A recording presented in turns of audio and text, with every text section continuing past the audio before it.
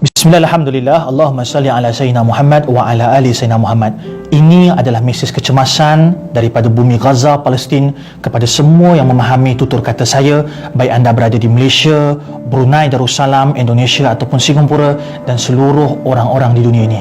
Sahabat-sahabat, bermula dengan sebuah artikel ditulis oleh David Hughes, seorang jurnalis daripada Middle East Eye yang telah dipetik oleh Al Jazeera tentang keadaan COVID-19 yang berada di Palestin, Gaza.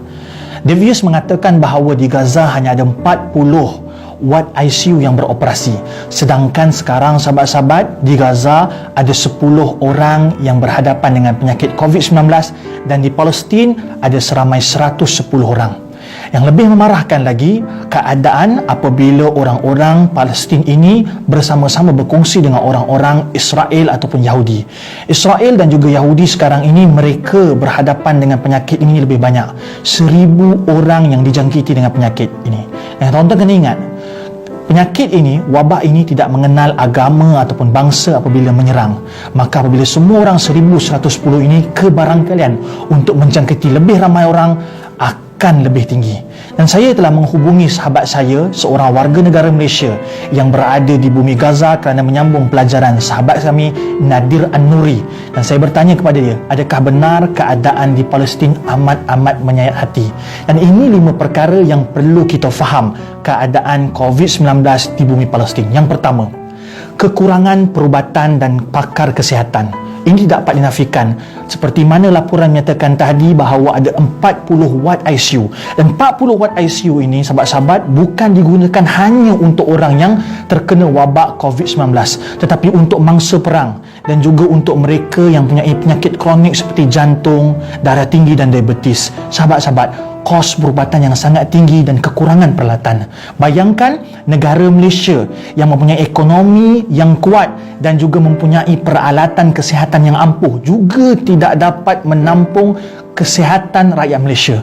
Bayangkan mereka di sana dengan kerajaan yang lemah, dengan banyaknya musuh, mereka sangat-sangat kritikal dan memerlukan bantuan kita. Maka kita harapkan ada bantuan daripada PBB, ada bantuan daripada kerajaan kita, ada bantuan daripada kita semua untuk mereka dapat bantuan 5 perkara ini. Yang pertama, berkaitan dengan peralatan kesihatan. Yang kedua, Nadir An-Nuri beritahu pada kami bukan sahaja isu perubatan dan kesihatan, tetapi impak daripada COVID-19, isu kebuluran.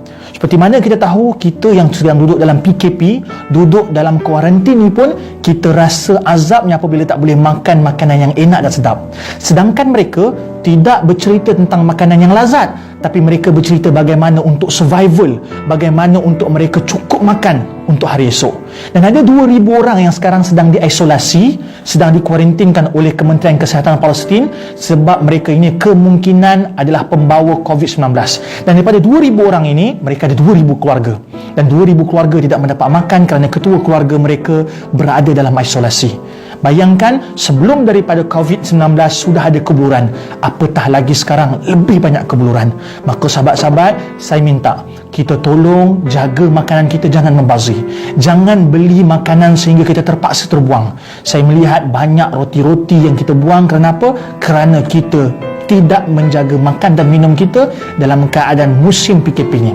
Yang ketiga, sahabat, Nadir An-Nuri beritahu pada kami, Israel, Zionis, laknatullah ini, dalam waktu yang kritikal ini, mereka mengambil kesempatan apabila dunia tidak memandang Gaza, tidak memandang Palestin sebab semua sibuk dengan isu masing-masing. Seperti mana kita di sini, kita sibuk dengan PKP, kita sibuk dengan COVID-19 dan itu biasa.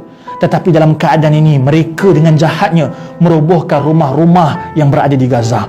Mereka tidak berhenti untuk menzalimi walaupun dalam keadaan wabak ini sedang kemuncak. Jadi sahabat-sahabat, saya minta untuk kita semua ambil langkah. Apakah langkah yang kita nak? Yang keempat, tolong share video ini, tularkan video ini, viralkan video ini supaya semua orang mendapat mesej ini. Supaya apabila semua orang dapat mesej ini, kita dapat bersolidariti untuk saudara kita yang berada dalam kesusahan. Kesusahan kerana perubatan, kesusahan kerana kebuluran dan kesusahan kerana dizalimi oleh orang-orang yang membenci mereka, yakni Zionis. Maka viralkan cerita ini, viralkan video ini kepada semua orang agar mereka mengetahui cerita ini. Apabila setelah viral, mari kita bersolidariti dengan mendoakan mereka. Jangan lupa doakan negara kita, jangan lupa doakan Nusantara ini, Malaysia, Indonesia dan semua orang agar selamat pada wabak. Tapi jangan lupakan doakan saudara se-Islam kita yang jauh di sana, yakni Palestin. Yang kelima sahabat, saya telah berhubung dengan Nadir An-Nuri untuk kita mengumpulkan bantuan. Alhamdulillah, kerajaan Malaysia membantu kita dengan banyak macam bantuan, daripada segi bantuan prihatin nasional dan juga kita dibantu oleh NGO. Banyak makanan yang sampai kepada kita. Alhamdulillah, ini suatu yang sangat baik untuk negara kita. Maka tugas kita untuk membantu mereka. Tolong sahabat-sahabat bersedekah ke dalam akaun pertubuhan yang telah kami daftarkan di ROS ini, Pertubuhan Alumni Al-Azhar. Mereka ini anak-anak Malaysia kita yang telah buat satu pertubuhan yang untuk meminjamkan akaun ini mengumpulkan sumbangan untuk Palestin. Dan jika genap RM100,000, kita akan transfer duit ini ke akaun sahabat kita Nadir An-Nuri. Semoga duit ini boleh digunakan untuk perubatan, digunakan untuk kebuluran dan digunakan untuk mangsa-mangsa perang. Sahabat-sahabat, kita tak minta banyak. Jika ada RM10, RM10.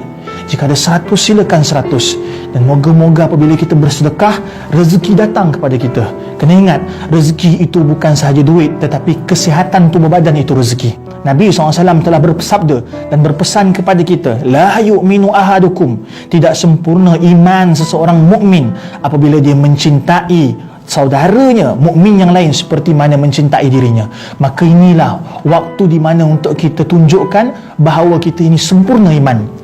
Maka bersedekah niat kepada saudara kita yang berada di Palestin dan moga-moga mereka selamat. Sahabat-sahabat, seperti mana pesan para ulama bahawa orang yang bersedekah mendapat pahala, mendapat kemuliaan, mendapat syurga. Dan yang kita hari ini mengharapkan dijauhkan daripada wabak, bencana dan penyakit atas berkat sedekah. Sedekahlah sahabat-sahabat, apa jua jumlahnya kami terima. Jika ada dermawan di luar sana yang mahu menderma RM100,000, tafadhal sahabat. Dan kalau mampu kita bagi lebih, kita bagi lebih. InsyaAllah kami mengharapkan video ini sampai ke setiap hati rakyat Malaysia tanpa kira agama dan bangsa. InsyaAllah.